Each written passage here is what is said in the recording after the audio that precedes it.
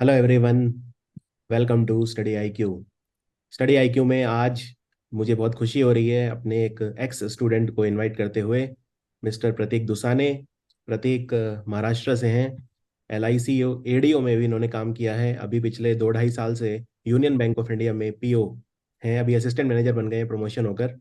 सो प्रतीक, पहले तो बहुत बहुत बधाई। आपका ये एक सक्सेसफुल जर्नी अभी तक रही है। बहुत लंबे समय बाद मैं आज आपसे मुखातिब हो रहा हूँ।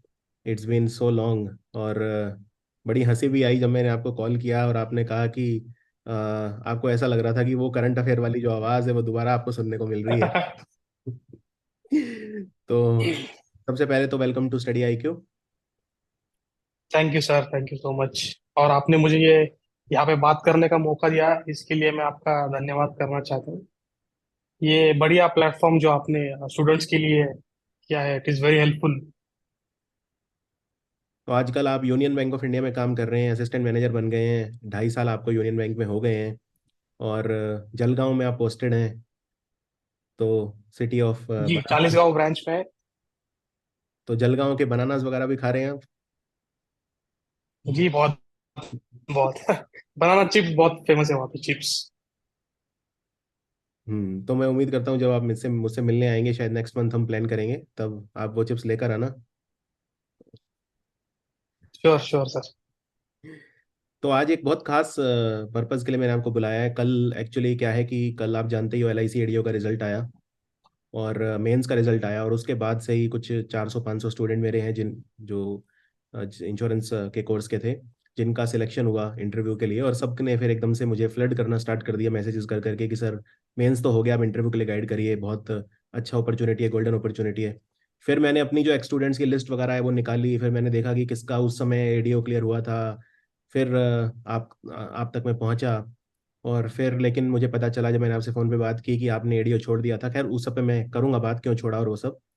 तो प्रतीक, सबसे पहले तो मुझे ये बताइए, अपने बारे में थोड़ा सा बता दीजिए। जैसे आपने कहाँ से पढ़ाई करी है? आप मराठी हैं, उसके बाद आपने ग्रेजुएशन में क्या किया, और फिर आपकी जो एग्ज़ाम जर्नी है वो कैसी रही, उसके बारे में थोड़ा सा एक ब्रीफ ओवरव्यू हमें दे दीजिए।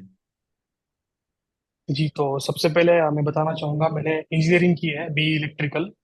2014 में मैं पास आउट हुआ हूँ। नासिक में ही एक संदीप फाउंडेशन करके कॉलेज है, संदीप यूनिवर्सिटी, अभी उसका नेम चेंज हुआ है। तो वहां से मैंने मेरा बैचलर्स किया है 2014 में। उसके बाद मैंने कुछ इंजीनियरिंग कंपनीज जो है, जैसे क्रॉम्पटन ग्रीव्स वगैरह, उनमें एज अ टेस्टिंग इंजीनियर थोड़े दिनों के लिए जॉब किया। फिर उसके बाद मेरे बहुत सारे दोस्तों ने यूपीएससी का प्रिपरेशन स्टार्ट किया था तब। तो मैंने सोचा कि हम भी इस फील्ड में थोड़ा ट्राई करते हैं। तो यूपीएससी के प्रिपरेशन के लिए मैंने कोचिंग वगैरह ज्वाइन किया। फिर एक 2-2.5 साल मैंने इसमें दिए मेरे, डेडिकेटेड स्टडी किया। लेकिन प्रीलिम वगैरह मैंने पास किया था, यूपीएससी का जो स्टेट सर्विसेज होता है उसका प्रीलिम्स मैंने पास किया था। लेकिन मेंस में क्लियर नहीं कर सका। तो इसकी वजह से मैंने मेरा जो फोकस है वो थोड़ा शिफ्ट कर दिया, ताकि कुछ अर्निंग स्टार्ट हो सके।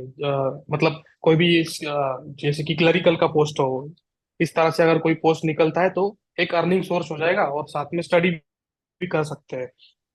तो इसीलिए मैंने मेरा फोकस थोड़ा डाइवर्ट किया और मैंने बैंकिंग की प्रिपरेशन स्टार्ट की।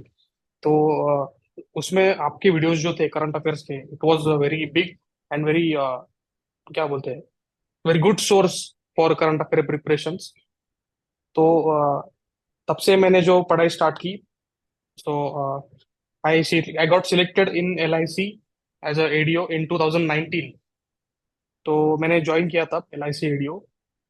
उसके बाद मेरा प्रिपरेशन कंटिन्यूअसली था, इसलिए मैंने और एग्जाम्स भी दिए। Then I got selected in ESIC as a UDC. और ईपीएफओ में भी मेरा सिलेक्शन हुआ। ईपीएफओ जो उसका क्लरिकल का एक पोस्ट होता है, और तभी इसका भी रिजल्ट लगा था, पीओ का। सो थोड़ा सोच विचार करने के बाद मैंने सोचा कि पीओ की तरफ जाते हैं। So I finally join as a PO. और अभी 2.5 2.5 साल से मैं अभी यूनियन बैंक ऑफ इंडिया में पीओ था। मतलब 2 साल पीओ का होता है, उसके बाद प्रोबेशन खत्म होने पे you get posted as a assistant manager. So now I am assistant manager, scale 1 officer in Union bank of India. तो प्रतीक, सबसे पहले तो ये बताइए कि आपका जो इंटरव्यू जब हुआ था एलआईसी एडीओ का, उसकी क्या कोई मेमोरीज हैं आपकी, कि आपको याद है आपसे क्या पूछा गया था, कितने पैनलिस्ट थे, कहाँ पे इंटरव्यू हुआ था? और वो सब मुझे बताइए थोड़ा डिटेल में, अपने इंटरव्यू की जर्नी बताइए, और हो सके तो ये भी बताइए कि आपके इंटरव्यू में कितने मार्क्स आए थे, कितना कट ऑफ था, या जो भी आप बता सकें। The see ultimately the more information you share, the more helpful it will be for the aspirants. Correct. तो एक्चुअली मुझे इतना फैक्चुअल मार्क्स वगैरह तो याद नहीं है, but I will share the experience of interview. तो सबसे पहले मेरा इंटरव्यू हुआ था पुणे में। पुणे में it was scheduled. So basically वहाँ पे 4 लोग मौजूद थे, and everyone was very friendly. मतलब ऐसा कुछ टेंशन वाला माहौल नहीं था कि बहुत बड़ा कुछ इंटरव्यू है, तो इस तरह से कुछ भी नहीं था। They were just having a discussion with me. उन्होंने मुझे मेरी एजुकेशन के बारे में पूछा, मैंने पढ़ाई कहाँ से की, मैं कहाँ पे रहता हूँ, मेरा जन्म कहाँ पे हुआ, फैमिली बैकग्राउंड के बारे में पूछा, ये सब चीजें। और उनका जो बेसिक ये था, मतलब होल्ड था, it was on current affairs. तो तब के जो करंट अफेयर्स थे, उन पे मुझे बहुत सारे सवाल पूछे गए। तो करंट अफेयर्स एक मेन बेसिक आपको करना होगा। उसके बाद इंश्योरेंस का नॉलेज, जो इंश्योरेंस का IC 31 करके एक बुक आता है, जो सभी स्टूडेंट्स ने अभी उसका पढ़ाई भी किया होगा, मेंस में उसके क्वेश्चंस भी रहते हैं। तो इंश्योरेंस के ऊपर भी थोड़े बहुत क्वेश्चंस पूछे थे, लेकिन उनका जो मेजर फोकस था, it was on current affairs. और not only the current affairs of India, international level के करंट अफेयर्स के बारे में उन्होंने मुझे पूछा था। हम्म। तो जैसे इंटरनेशनल करंट अफेयर की बात करें, जैसे आजकल जो भी चल रहा है इंटरनेशनल सिनारियो में, तो उसका थोड़ा बहुत आइडिया होना चाहिए, है ना? और क्या रशिया यूक्रेन वॉर। करेक्ट। या रशिया यूक्रेन वॉर, या चलिए वॉर को तो अब 1 साल से ज़्यादा हो गया है, बट स्टिल और भी बहुत सारी चीज़ें चलती रहती हैं इंटरनेशनल एरिना में। अभी G20 हुआ है, अभी G7, G20 तो इंडिया में जो है अभी हुआ नहीं है, अभी होगा। G7 जो समिट है वो हुआ है अभी, या FIPIC जो इंडिया पैसिफिक समिट है, ये सब। तो बेसिकली 6 महीने में जो हुआ है वो सफिशिएंट रहेगा मेरे ख्याल से, right? Yes yes, correct sir. Insurance में भी जो लेटेस्ट हुआ है उतना, उसमें क्या क्या आप रेकमेंड करते हैं? जैसे कोई नई LIC से रिलेटेड कोई डेवलपमेंट्स हैं, या जनरल इंश्योरेंस में, तो उसको किस तरह से आप देखते हैं? मतलब कितना इंश्योरेंस के बारे में, क्या इंश्योरेंस का स्टैटिक ज़रूरी है, जैसे टर्म इंश्योरेंस और ये? जैसे देखिए, इंश्योरेंस का पेनिट्रेशन कितना है इंडिया में? अभी वो तो बहुत कम है। अगर हम डेवलप कंट्रीज के इसमें कंपेयर करें, तो penetration of insurance in India is very low. तो ये इंक्रीज करने के लिए क्या क्या हम लोग कर सकते हैं, इनोवेटिव आइडियाज क्या क्या है, नए स्कीम्स कौन से गवर्नमेंट के जो स्कीम्स है, जैसे जो है प्रधानमंत्री जीवन ज्योति बीमा, देन जो जो गवर्नमेंट के स्कीम्स है इंश्योरेंस रिलेटेड, तो उनका एक बेसिक नॉलेज होना चाहिए, बस। हम्म। जो ये आपने बताया कि एनवायरनमेंट जब आप गए रूम में तो काफ़ी रिलैक्स था, बट आप पर्सनली भी काफ़ी रिलैक्स थे? नहीं, मैं तो टेंस था थोड़ा सर, जैसे कि जनरली हर स्टूडेंट होता ही है। बट वहां पे जाने के बाद वो टेंशन मेरा पूरा खत्म हो गया, because they were so friendly with me कि मुझे ऐसा लगा ही नहीं कि मैं इनके साथ पहली बार बात कर रहा हूँ। तो आपके जो इंटरव्यू पैनल था उसमें 5 पैनलिस्ट थे। जी जी, 5 लोग थे। क्या ये पांचों लोग LIC के ही थे या अलग अलग डोमेन से थे? I don't know that. तो उसके बाद जब आपका इंटरव्यू का रिजल्ट आया, जब, तो उसके बाद आपको आप उसके बाद की फिर जर्नी मुझे बताइए कि कहाँ पे आप पोस्ट हुए, किस तरह का काम था ADO का डे टू डे, क्या किस तरह के टारगेट्स होते थे, किस तरह से, क्योंकि बहुत सारी एक कहीं ना कहीं मिसकंसेप्शंस, एक डर, एक भ्रांतियां बच्चों में फैली हुई हैं कि ADO को लेकर कि किस तरह का काम रहता है। कईयों को लगता है कि बहुत ज़्यादा प्रेशर जॉब है। तो किस तरह का जॉब था? मैं जानता हूँ कि आपने मुझे बताया है कि आप one of the best performers थी आपकी ब्रांच। तो वो सब भी मुझे थोड़ा मैं डिटेल में जानना चाहता हूँ कि LIC ADO का आपका डे टू डे का काम कैसा था। ओके, तो LIC ADO ये जो प्रोफाइल है, ये जनरली बिजनेस डेवलपमेंट जो हम बोलते हैं, डेवलपमेंट ऑफिसर ये पोस्ट का नाम है। तो डेवलपमेंट मींस बिजनेस डेवलपमेंट। अभी बिजनेस क्या है LIC का? To sell the insurance. तो ADO या फिर PDO जो भी बोलते हैं, ये पोस्ट का जॉब ये होता है टू रिक्रूट एजेंट्स। ठीक है। To recruit more and more agents, और उनके थ्रू आपको इंश्योरेंस सेल करना है। तो we have to increase the insurance penetration, that is the main job. और इससे जो भी रेवेन्यू आने वाला है, that is the business of LIC. जो भी प्रीमियम लोग पे करते हैं, so it is the business. अब इसमें कैसा है कि बहुत से लोगों ने बहुत अच्छा परफॉर्म किया है, because this field is growing. इसमें बहुत अपॉर्चुनिटीज है। जैसे मैंने आपको बोला कि इंडिया में इंश्योरेंस का पेनिट्रेशन बहुत कम है। तो the market is huge, the opportunities are there, just we have to you can say develop a strategy, किस तरह से हम लोग इसमें अच्छे से कर सकते हैं। तो अगर आपको लोगों से बात करना अच्छा लगता है, you are being friendly with anyone, किसी भी, अगर मान लीजिए अननोन पर्सन के साथ आपको बात करनी है तो आपको झिझक नहीं होती है, अगर, तो ऐसे लोगों के लिए ये बेस्ट जॉब है। क्योंकि इसमें यू हैव टू, मान लीजिए अभी मैं कहीं टैक्सी में सफर कर रहा हूँ, तो टैक्सी में सफर करते करते मेरे बाजू में कोई अगर बंदा बैठा है, तो मुझे उससे बात करके आनी चाहिए कि ऐसा ऐसा, मैं एक डेवलपमेंट ऑफिसर हूँ एलआईसी में, ऐसे ऐसे एक अपॉर्चुनिटी है, you can be a insurance agent and you can start your income. तो इस तरह से किसी भी अननोन व्यक्ति से अगर आप बात कर सको, उसे कन्विंस कन्विंस कर सको कि be a part of LIC as a LIC agent. उसमें मतलब एजेंट नहीं बोलते, वी से इंश्योरेंस एडवाइजर। तो इंश्योरेंस एडवाइजर आप बनो। इस तरह से अगर आप किसी को कन्विंस कर सकते हो, then this is the best job for you. तो प्रतीक, जैसा आपने मुझे बताया कि पहले साल आपका जो काम था वो रिक्रूट करना था एजेंट्स को, पहले तो ये बताइए आपका परफॉर्मेंस कैसा था, कितने एजेंट को आपने रिक्रूट किया था, और क्या रिक्रूट करने के टारगेट जी। होते हैं, और आप उन्हें रिक्रूट कहाँ से करते हैं? तो बेसिकली हमें टारगेट दिया जाता है कि 20 agents you have to recruit, and they should be in your agency for a period of 1 year. तो दिस इज मेन टारगेट, 20 लोग होने चाहिए, and they should be in your team for a complete 1 year. तो that is the minimum required target which was given to us. और जैसा कि आपने पूछा कि कहाँ से रिक्रूट करने होते हैं, so any one can be a agent. जिसने 10th पास किया है, 18 एज उसका कंप्लीट है, he can be a insurance agent. तो ओपन मार्केट से हम किसी को भी उठा सकते हैं, just we have to groom them. तो ये डेवलपमेंट ऑफिसर का काम होता है, टू ग्रूम दैट पर्सन, कि वो बाहर जाके सेल कर सके इंश्योरेंस, या फिर एटलीस्ट किसी को इंश्योरेंस का मतलब महत्व तो समझा सके। एटलीस्ट वो अगर उसने कर दिया, सो ही कैन सेल इंश्योरेंस।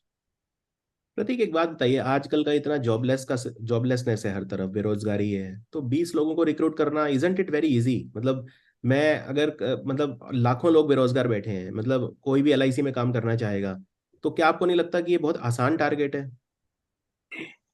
तो एक्चुअली बात यह है कि ये जो फील्ड है इंश्योरेंस सेलिंग का, इंश्योरेंस एजेंसी का, इसके बारे में बहुत से लोगों को अवेयरनेस नहीं है। और इससे कितना इनकम हम जनरेट कर सकते हैं, इसके बारे में भी किसी को अवेयरनेस नहीं है। अभी मैं आपको एक एग्जांपल देना चाहूंगा। हमारे ब्रांच में कोई कोई जो डेवलपमेंट ऑफिसर है, जिनके टीम में कुछ एजेंट्स थे, तो they were earning more than 50 lakhs a year, just through commission from LIC. बहुत से आप इंटरनेट पर भी गूगल पे सर्च कर सकते हो, highest earning of LIC agent. तो बहुत सारे नाम आ जाएंगे जिनका करोड्स में अर्निंग है, सिर्फ इंश्योरेंस सेल करने की वजह से। जो भी उनको एक इनकम आ एक रहा है, बात इट्स इन करोड्स। द एक बात फिगर्स आर वेरी ह्यूज। एक बात में मैं थोड़ा सा कंफ्यूज हो रहा हूँ। आप आपने कहा कि पहले साल हमारा काम है इंश्योरेंस एजेंट्स को ग्रूम करना, ठीक है, लेकिन ग्रूम तो वही कर सकता है ना जो जिसको खुद भी बेचना आता हो। मतलब आप लोगों का क्या कोई खुद करेक्ट, का ऐसा, करेक्ट। क्या खुद का ऐसा ट्रेनिंग होता है कि भाई कैसे बेचना है, या आपको खुद कोई हैंड्स ऑन कुछ ऐसे सिखाया जाता है? मतलब एक बार जब आप खुद सीखें तभी तो शायद दूसरे को सिखा सकते हैं, राइट? जी, तो मैं यही पे आने वाला था। जो हमारा ट्रेनिंग पीरियड होता है 1-2 महीने का, उसमें हमें सबसे पहले तो इंश्योरेंस के जो पॉलिसी प्लान्स है एलआईसी के, जो जो प्रोडक्ट्स अवेलेबल है, उनके बारे में पूरा नॉलेज दिया जाता है कि कौन से प्रोडक्ट क्या फीचर्स है। ठीक है। अभी ये इंश्योरेंस एग्जैक्टली होता क्या है, it is an investment tool. तो सबसे पहले हमें इन्वेस्टमेंट क्या होती है ये बताया जाता है कि व्हाट इज इन्वेस्टमेंट। इन्वेस्टमेंट में कौन से प्रोडक्ट्स आते हैं, जैसे एसआईपी हो गया, शेयर मार्केट हो गया, एफडीज हो गए, इंश्योरेंस हो गया।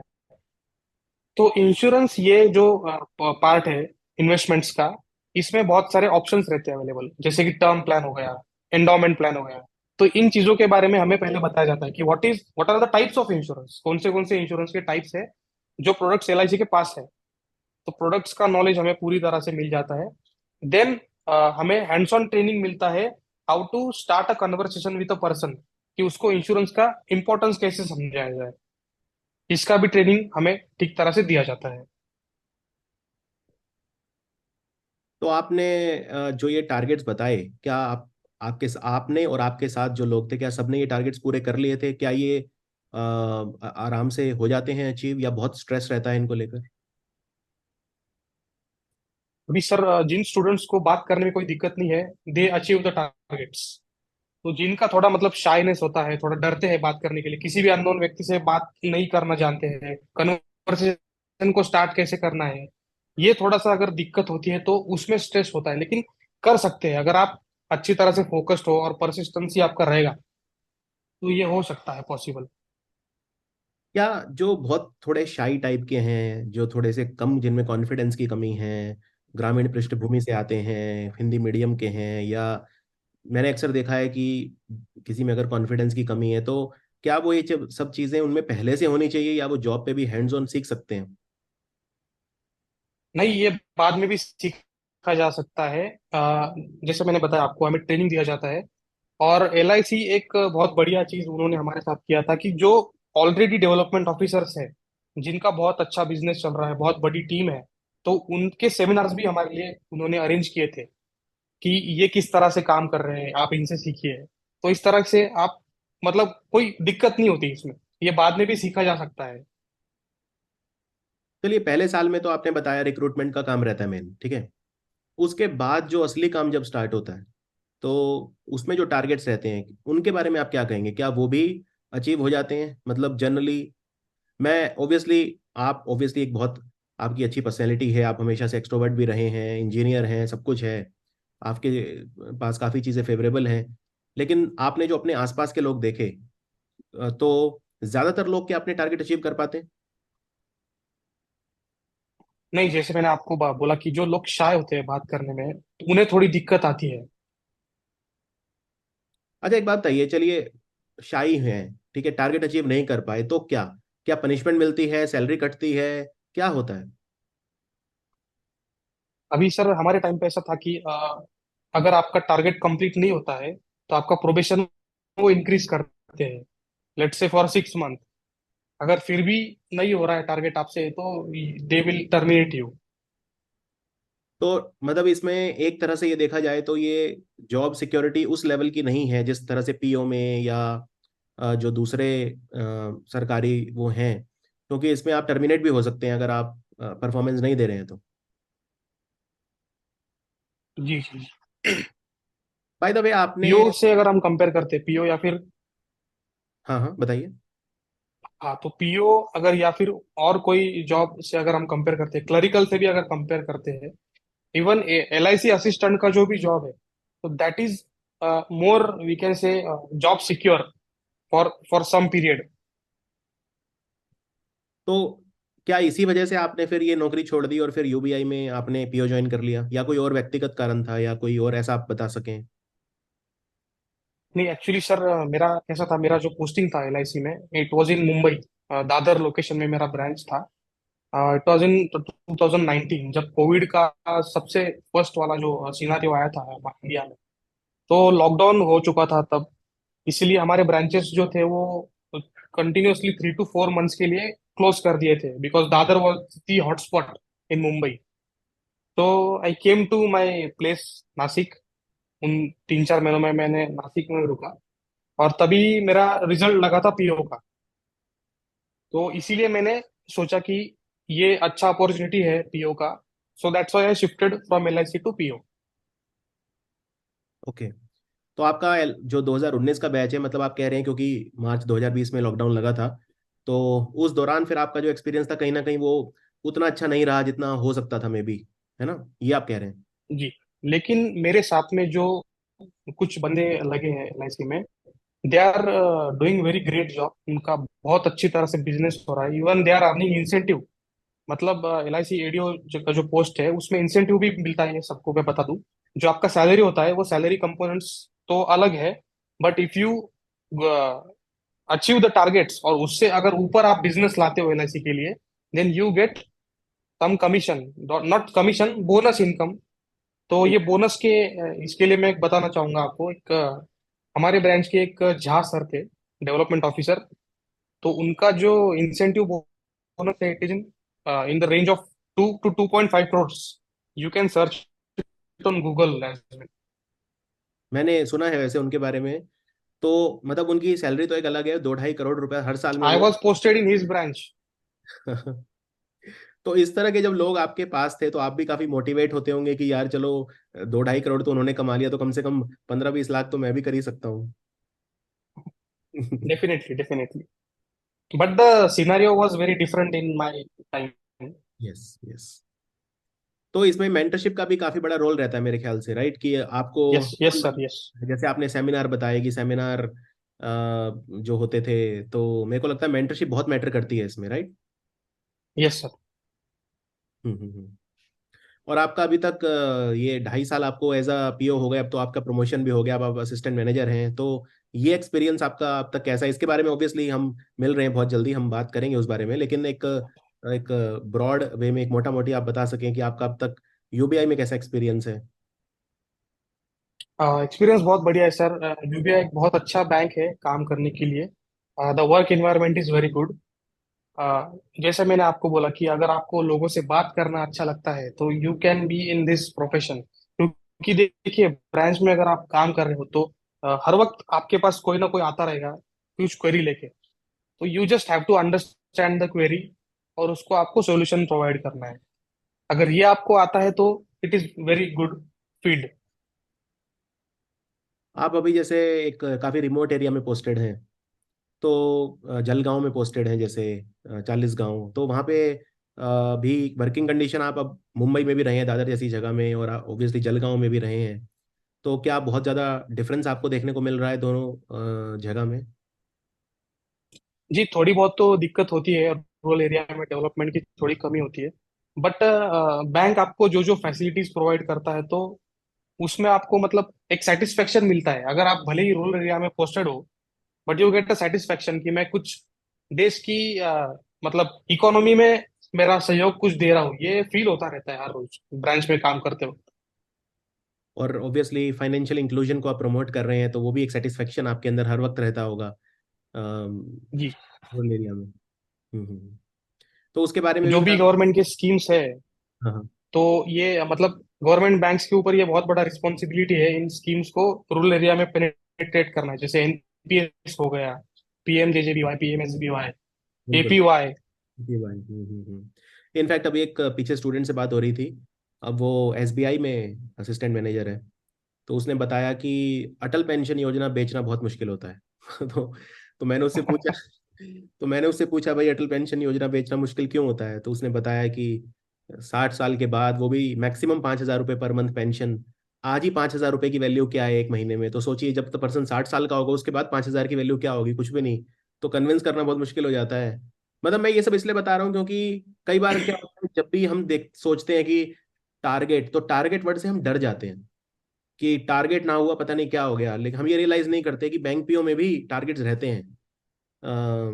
तो प्रतीक, एक बात बताओ, जैसे आप बैंक पीओ हो अभी, और अब तो असिस्टेंट मैनेजर हो, आपको कोई टारगेट मिले और वो टारगेट मान लीजिए आपसे पूरे नहीं हुए, तो क्या यहाँ भी प्यूनिटिव एक्शन या यहाँ भी पनिशमेंट उतना ही सिवियर होता है जैसा एलआईसी में होता है? नहीं सर, यहाँ पे पनिशमेंट नहीं है, बट हमें डांट पड़ती है। हमारे जो मीटिंग्स वगैरह होते हैं उसमें तो डांट बहुत पड़ती है कि ये आपने क्यों नहीं किया। मीटिंग्स होते रहते हैं, हमेशा रिव्यू मीटिंग्स होते रहते हैं। तो प्यूनिटिव एक्शन ऐसा एज सच कुछ होता नहीं है। Hmm. But they motivate you as well. ऐसा नहीं कि सिर्फ डांटते रहो डांटते रहो, मोटिवेशन भी देंगे कि टारगेट कंप्लीट करना है इसके लिए। यानी कि चेक्स एंड बैलेंसेस काफी हैं, रिव्यूज हैं, और उसमें फिर वो पर्सन घूम फिर के फिर वो अपना वो कर ही लेता है कुछ ना कुछ एक, जिस तरह से। एक चीज और बताइए, अब इतना लंबा समय आपको हो गया है सरकारी बैंक में, ये जो एक सोशल मीडिया पे भी अभी तमल बंदोपाध्याय सर का आर्टिकल आया था कि डिप्रेशन और ओवरवर्क, ओवरलोड और सुसाइड्स रिसेंटली पीएसबी में काफी देखने को मिल रहे हैं, तो क्या ये एक रियलिटी है? मतलब आप अपने आसपास भी जो देखते हैं यूबीआई में, ऑब्वियसली ऐसा नहीं, मैं नहीं कह रहा कि आपको किसी बैंक का नाम लेना है, या लेकिन एक जनरल जो आप अपने आसपास देखते हैं, क्या ये चीजें वास्तव में रियलिटी हैं? जी देखिए, वर्कलोड तो सब जगह पर है। It is up to us कि हम लोग उसे कैसे परसीव करते हैं। अभी जैसे मैं मेरा खुद का एग्जांपल बताता हूँ आपको। मैंने जैसे एलआईसी में मुंबई में काम किया है, मुंबई जैसे मेट्रो सिटी में काम किया है। Now I M posted in semi urban, it is a village actually. तो विलेज एरिया तो एक इस तरह की लेवल की जगह से दूसरी जगह पे शिफ्ट होने में थोड़ा मेंटल स्ट्रेस या फिर ये तो चलता ही रहता है। But you have to manage that stress, because देखिए कैसे आपको परफॉर्म भी करना है, परफॉर्मेंस आपको दिखाना है, तभी आपका जाके आगे प्रमोशन वगैरह ये सब चीजें होने वाली है। तो स्ट्रेस स्ट्रेस मैनेजमेंट करना तो सबसे जरूरी है। जैसे मैं मेरा एग्जांपल बताना चाहूंगा सर, मैं किस तरह से करता हूँ मैनेज मेरा stress. I have a hobby. मेरा एक हॉबी है कॉइन कलेक्शन का। मेरे पास एंशंट फ्रॉम 220 BC से लेके ये राजा अपने शिवाजी महाराज वगैरह मुगल, तो इन पूरे पीरियड के कॉइन्स है मेरे पास। कॉइन्स का कलेक्शन है। तो ये मेरा हॉबी है, तो उसमें मेरा बहुत सा टाइम चला जाता है, जो मेरा फ्री टाइम है। तो इसकी वजह से मुझे टेंशन और ये सब चीजें मतलब ज्यादा दिमाग पे असर नहीं करती है। तो ये कुछ तो भी हॉबी सबको होना चाहिए। हम्म। कॉइन कलेक्शन से याद आया, अभी मैं एक वेबसाइट देख रहा था, coinbazaar.com। और उस पे बहुत अच्छे अच्छे कॉइन थे, बहुत महंगे थे। अभी एक कॉइन रिलीज हुआ था लास्ट वीक।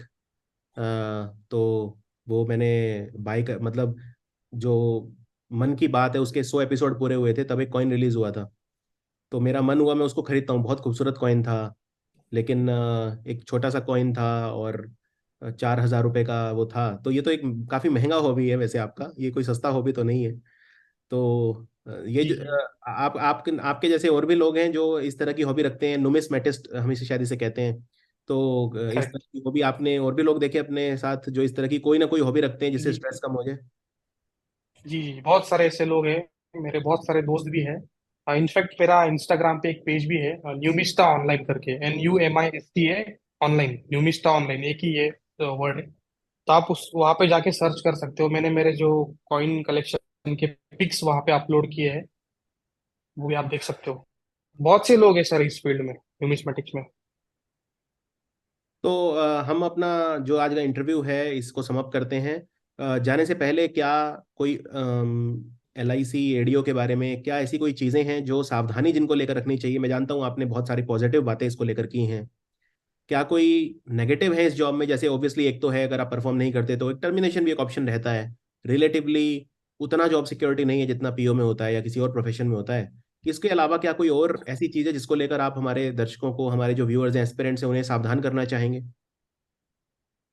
जी, एक और इसका मैं पॉजिटिव आपको चीज बताना चाहूंगा कि अगर आप 5 साल तक, पहले 5 साल तक अगर आप टारगेट अचीव करते हो, तो आप शिफ्ट कर सकते हो एडमिनिस्ट्रेशन में। ठीक है, तो ऐसा मतलब आपके पास एक ऑप्शन रहता है कि आपको अगर DO कंटिन्यू नहीं करना है, डेवलपमेंट ऑफिसर का role, you can shift in administrative role, जो कि ABMS बोलते हैं, असिस्टेंट ब्रांच मैनेजर सेल्स। तो उसमें भी आप शिफ्ट कर सकते हो, और ब्रांच का जो ऑपरेशंस है वो भी देख सकते हो आप। तो that is very secure job, उसमें कुछ टारगेट नहीं, कुछ मतलब अचीव करना नहीं होता है। Just you have to overlook the operations part of the LIC। No, this was very helpful Prateek. और मैं फिर से आपको काफ़ी बधाई देता हूँ, असिस्टेंट मैनेजर आप रिसेंटली बने हैं। और मे यू कीप ग्रोइंग। मैं जानता थैंक हूँ यू कि सर, आप, थैंक यू। मैं ये भी जानता हूँ आप अभी ग्रेड बी और एक दो एग्ज़ाम हो रहे हैं जिनकी आप तैयारी कर रहे हैं। तो उसके लिए भी मैं आपको ऑल द बेस्ट बोलता हूँ। आप जानते ही हैं मैं हमेशा अवेलेबल हूँ, I am just a WhatsApp away. तो कोई भी आपको हेल्प चाहिए हो तो आई एम ऑलवेज देयर। और ये जो इंटरव्यू है बहुत बच्चों की हेल्प करेगा, बहुत एस्पिरेंट्स की हेल्प करेगा। Once again thank you so much for joining today. Thank you sir, thank you for inviting me. Nice to meet you sir.